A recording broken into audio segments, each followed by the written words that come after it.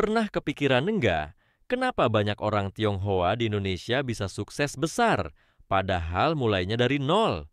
Bukan karena hoki, tapi karena cara berpikir dan kebiasaan hidup mereka beda banget. Mereka kerja keras, hemat, tahan banting, dan nggak gampang nyerah. Di video ini, kita bongkar 10 pola pikir orang Tionghoa yang bikin mereka kaya dan yang bisa kamu tiru mulai hari ini juga. Mau hidup berubah? Mulai dari sini. Pola pikir orang Tionghoa yang kaya selalu berangkat dari satu titik penting. Keluarga adalah prioritas utama. Mereka percaya bahwa keberhasilan pribadi nggak akan pernah lengkap tanpa keterlibatan keluarga di dalamnya. Banyak bisnis besar yang kita lihat hari ini sebenarnya berawal dari usaha keluarga kecil-kecilan. Toko kelontong, bengkel rumahan, atau warung makan. Nilai-nilai seperti tanggung jawab, gotong royong, dan loyalitas ditanamkan sejak kecil lewat aktivitas sehari-hari bersama keluarga. Hasilnya, anak-anak tumbuh dengan mental tangguh dan punya arah hidup yang jelas. Bukan cuma mengejar cuan, tapi juga melanjutkan perjuangan keluarga. Buat generasi muda, mungkin kedengarannya kuno, tapi justru disitulah kekuatannya. Kalau kita bandingkan, banyak dari kita tumbuh di lingkungan yang sibuk cari validasi dari luar, lupa kalau support system paling penting sebenarnya ada di rumah. Ketika orang Tionghoa sukses, mereka nggak lupa balik ke rumah, menyekolahkan adik, memberangkatkan orang tua haji, atau bahkan mewariskan ilmu dan jaringan. Bukan sekadar uang yang ditinggalkan, tapi juga nilai dan sistem berpikir yang sudah dibuktikan berhasil oleh generasi sebelumnya. Inilah pelajaran penting yang bisa kita adaptasi. Kebiasaan baik itu paling kuat kalau dibentuk dari lingkup kecil, dari rumah. Entah kamu sedang merintis bisnis, kerja kantoran, atau lagi kuliah, cobalah mulai menguatkan hubungan dengan keluarga. Ajak bicara, libatkan dalam keputusan, dan bawa semangat saling bantu itu ke dalam hidupmu. Karena ketika kamu tahu untuk siapa kamu berjuang, kamu nggak cuma kuat secara finansial, tapi juga punya alasan yang bikin kamu bertahan dalam proses yang panjang. Dan dari kebiasaan-kebiasaan yang ditanamkan sejak kecil itulah, muncul satu pola pikir penting yang selalu dipegang teguh oleh orang Tionghoa. Kekayaan bisa habis, tapi pola pikir dan nilai hidup harus diwariskan. Mereka tidak hanya fokus membuat anak jadi pintar secara akademik, tapi juga mendidik agar punya karakter, tangguh, hemat, mandiri, dan visioner. Semua itu diajarkan bukan lewat ceramah, tapi lewat contoh nyata dalam kehidupan sehari-hari. Anak-anak diajak terlibat dalam usaha sejak dini, diajak berdiskusi soal keuangan keluarga, bahkan dilatih untuk menghargai proses dan bukan cuma hasil akhir. Inilah sebabnya mengapa banyak keluarga Tionghoa bisa mempertahankan bisnis lintas generasi. Mereka tidak hanya mewariskan toko, pabrik, atau aset. Mereka mewariskan pola pikir wirausaha yang bisa diadaptasi untuk zaman apapun. Sementara sebagian besar orang hanya memikirkan cara mencari uang, mereka sudah memikirkan bagaimana mengajarkan anak-anak mereka agar bisa menciptakan uang. Ini bukan tentang memanjakan keturunan, tapi membekali mereka dengan habit dan mentalitas yang bisa bertahan seumur hidup. Kita yang hidup di era digital juga bisa meniru hal ini. Mungkin kamu belum punya bisnis keluarga, tapi kamu bisa mulai dengan menanamkan kebiasaan baik pada diri sendiri, bangun lebih pagi, atur keuangan, belajar hal baru tiap hari. Karena kebiasaan ini nantinya akan jadi warisan hidup yang kamu bawa kemanapun. Bukan cuma untuk kamu, tapi juga untuk orang-orang yang nanti tumbuh bersama kamu. Karena kaya itu bukan cuma soal angka di rekening, tapi soal pola hidup yang bisa diwariskan dan ditularkan ke generasi berikutnya. Dan semua pola hidup yang diwariskan itu tidak akan berarti apa-apa tanpa fondasi utama yang sudah mendarah daging dalam budaya orang Tionghoa, kerja keras. Mereka percaya bahwa tidak ada jalan pintas menuju kekayaan. Bahkan ketika mereka sudah punya bisnis keluarga, mereka tetap turun tangan sendiri, bangun paling pagi, tidur paling malam, dan siap mengorbankan kenyamanan demi kemajuan. Buat mereka, kerja keras bukan cuma soal fisik, tapi soal mental. Siapa yang paling tahan proses, dia yang paling cepat naik kelas. Yang menarik, kerja keras mereka bukan asal gaspol, tapi dibangun dari rutinitas kecil yang konsisten. Mulai dari membuka toko di jam yang sama setiap hari, menghitung uang receh dengan cermat, sampai menjaga hubungan baik dengan pelanggan. Ini mirip seperti efek bola salju, perubahan kecil yang dilakukan setiap hari.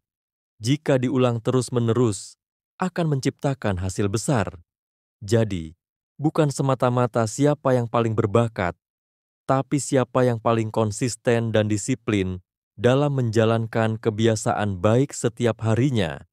Buat Gen Z dan milenial yang hidup di zaman serba instan, ini bisa jadi tamparan sekaligus inspirasi.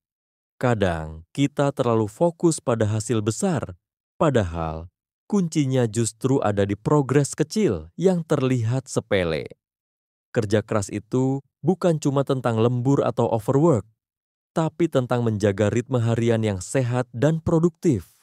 Kalau hari ini kamu bisa bangun 30 menit lebih awal, menyelesaikan satu tugas penting, atau menolak satu distraksi digital, itu sudah bagian dari kerja keras yang berdampak jangka panjang. Dan ketika kebiasaan kecil itu mulai membuahkan hasil, tantangan berikutnya adalah berani melangkah lebih jauh. Inilah titik yang membedakan orang biasa dan orang luar biasa, orang Tionghoa yang sukses tidak puas hanya dengan rutinitas yang aman. Mereka berani keluar dari zona nyaman, mengambil risiko yang terukur, dan mencoba hal-hal baru yang belum tentu berhasil. Bukan karena mereka nekat, tapi karena mereka sadar tidak ada pertumbuhan tanpa ketidakpastian. Buat mereka, risiko bukan untuk ditakuti, tapi untuk dipelajari. Sebelum membuka cabang baru, menambah modal, atau pindah sektor usaha, mereka lakukan riset, hitung potensi, lalu eksekusi dengan disiplin. Karena semakin besar impianmu, semakin besar pula tantangan yang harus kamu hadapi. Dan itu artinya kamu harus punya keberanian untuk gagal. Tapi justru dari kegagalan itulah muncul pelajaran paling mahal. Jadi, bukan soal cari aman, tapi soal siap belajar dari risiko dan bangkit lebih kuat dari sebelumnya. Ini pelajaran penting buat kamu yang sekarang lagi bingung ambil keputusan besar, pindah kerja, mulai bisnis, atau keluar dari rutinitas yang ngebosenin. Jangan tunggu semuanya sempurna. Kadang, langkah pertama memang bikin takut. Tapi justru disitulah kamu tahu kamu sedang bertumbuh. Risiko yang dihitung dengan cermat bukan ancaman, tapi jembatan menuju perubahan yang selama ini kamu impikan. Dan setelah mereka berani mengambil langkah besar, ada satu hal penting yang tetap mereka jaga erat, gaya hidup yang sederhana. Inilah yang bikin mereka bisa bertahan di tengah ketidakpastian. Meski penghasilan terus bertambah, mereka nggak ikut-ikutan hidup mewah. Sebaliknya, mereka tetap hemat, tetap berhitung, dan tetap mengutamakan menabung. Karena mereka tahu, yang bikin seseorang jatuh bukan karena kurang uang, tapi karena gaya hidup yang lebih besar dari pendapatan. Banyak orang Tionghoa kaya yang tetap tinggal di rumah sederhana, naik mobil biasa, dan tidak tampil mencolok, bukan karena pelit, tapi karena paham bahwa uang bukan untuk dihabiskan, melainkan untuk diputar. Tabungan bukan cuma untuk simpanan darurat, tapi sebagai modal untuk ambil peluang baru yang bisa muncul kapan saja. Mereka tahu kapan harus menahan diri dan kapan harus go all in, dan itu hanya bisa dilakukan kalau punya cadangan energi finansial yang cukup. Buat kita yang hidup di era media sosial, godaan untuk pamer dan konsumtif itu besar banget. Tapi justru disinilah pelajaran pentingnya. Kemenangan dalam hidup bukan ditentukan oleh siapa yang paling cepat kaya, tapi siapa yang paling bisa bertahan dan berkembang. Hidup sederhana bukan berarti hidup pas-pasan. Justru itu adalah strategi agar kita punya kendali penuh atas keuangan dan hidup kita sendiri. Bukan hidup demi gengsi, tapi demi visi. Dan karena mereka hidup dengan visi jangka panjang, orang Tionghoa kaya tidak pernah berhenti belajar. Mereka paham betul bahwa uang bisa habis, tapi ilmu akan terus menghasilkan. Inilah alasan kenapa mereka rela berinvestasi besar-besaran dalam pendidikan, baik untuk diri sendiri, anak-anak, bahkan cucu. Sekolah mahal, pelatihan bisnis, bahasa asing, semuanya mereka tempuh demi satu tujuan, memperbesar kapasitas diri agar bisa menciptakan lebih banyak peluang. Tapi pembelajaran buat mereka bukan cuma soal bangku sekolah. Mereka belajar dari pengalaman, dari kegagalan, dari orang lain, dan dari perubahan zaman. Mereka rajin baca, diskusi, dan mengamati pasar. Bahkan saat usianya sudah tidak muda lagi, mereka tetap update ilmu dan gak malu belajar dari generasi yang lebih muda.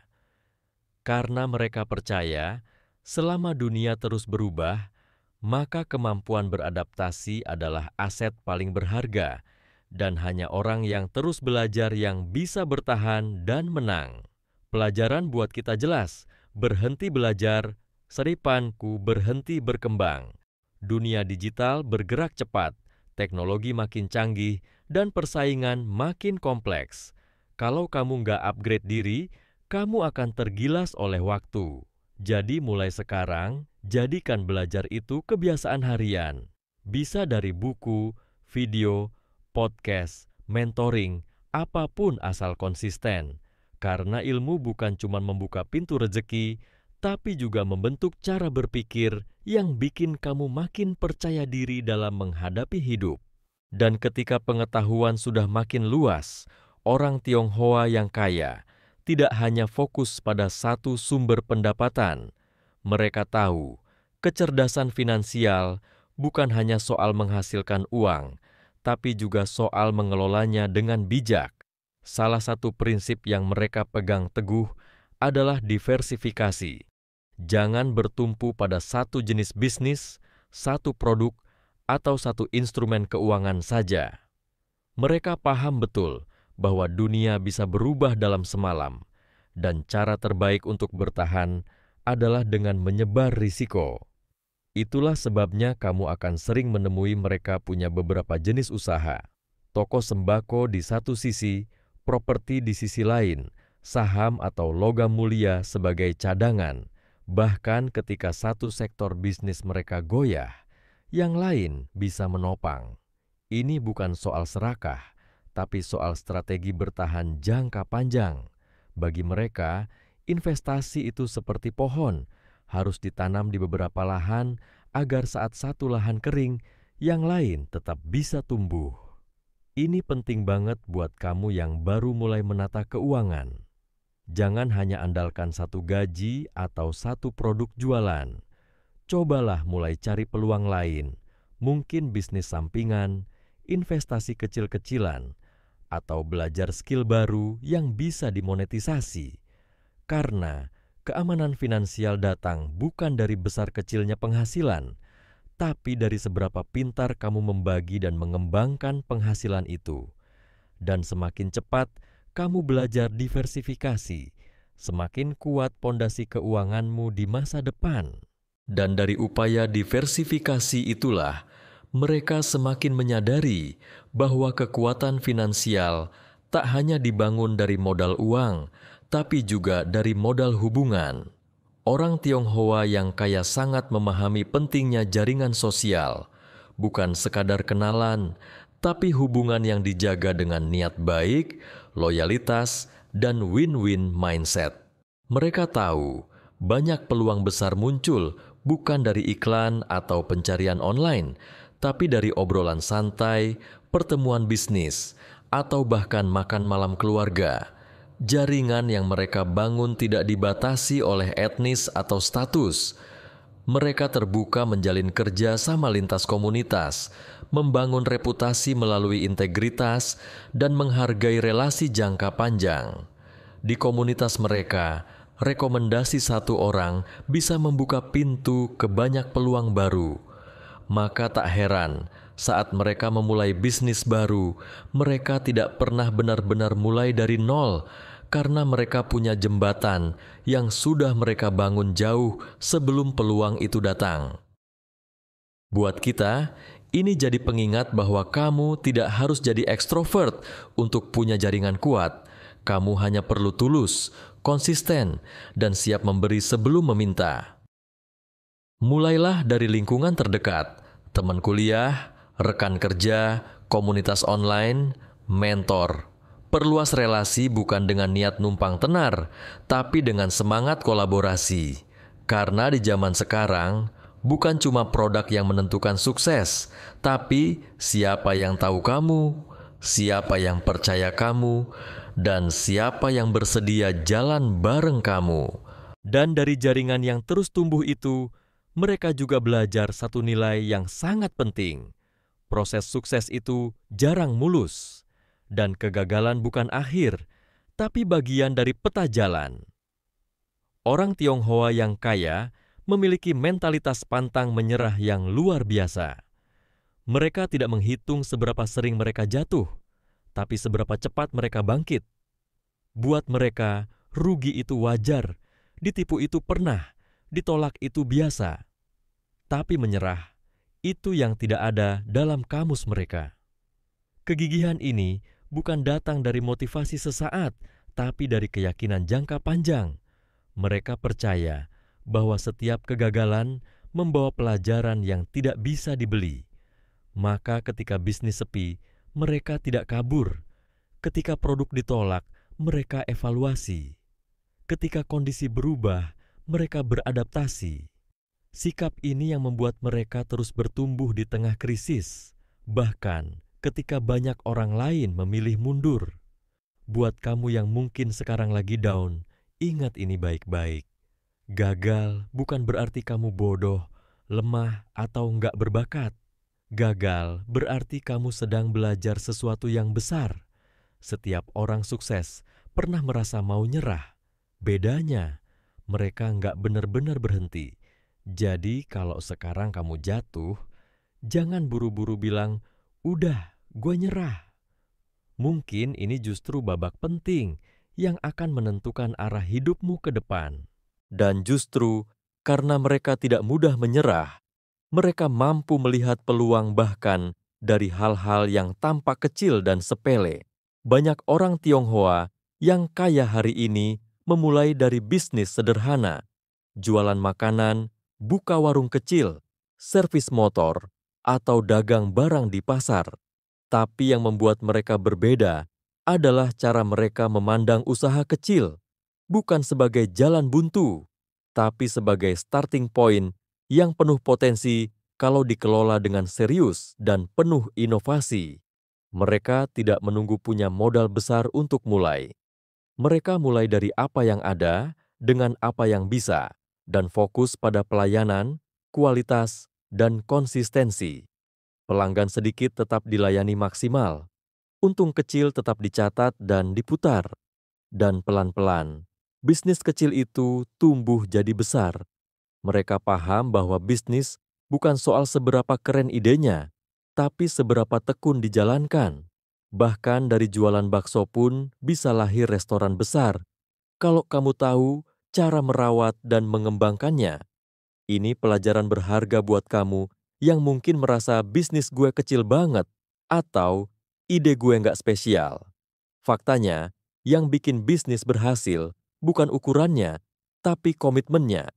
Kalau kamu bisa konsisten, adaptif, dan terus belajar dari pelanggan, maka bisnis kecilmu bisa jadi aset besar. Jangan remehkan langkah pertama, karena dari situlah semua perjalanan luar biasa dimulai. Dan dari bisnis kecil yang terus tumbuh itu, satu hal yang selalu mereka pegang teguh adalah jangan pernah larut dalam keluhan. Orang Tionghoa yang sukses tahu bahwa setiap bisnis, setiap langkah, dan setiap proses pasti penuh tantangan. Tapi daripada mengeluh atau menyalahkan keadaan, mereka memilih untuk langsung mencari solusi. Saat banyak orang sibuk mengeluh pelanggan sepi, mereka justru mencari cara baru promosi. Saat pesaing muncul, mereka perbaiki kualitas atau tambah layanan. Karena mereka percaya, energi untuk mengeluh lebih baik dipakai untuk bergerak. Cara berpikir seperti ini membuat mereka selalu punya daya juang tinggi. Mereka tidak menunggu situasi ideal untuk bertindak. Bahkan dalam krisis, mereka bisa melihat peluang tersembunyi. Ketika satu pintu tertutup, mereka cari celah dari jendela. Ketika satu produk gagal, mereka perbaiki dan coba lagi. Inilah yang bikin mereka selalu satu langkah lebih maju, karena mereka tidak berhenti di masalah, tapi langsung melompat ke solusi. Buat kita yang hidup di era penuh distraksi dan tekanan, mindset ini wajib ditiru. Kita boleh lelah, tapi jangan tenggelam dalam keluhan. Setiap masalah bisa jadi batu loncatan atau batu sandungan, tergantung dari cara kita menyikapinya.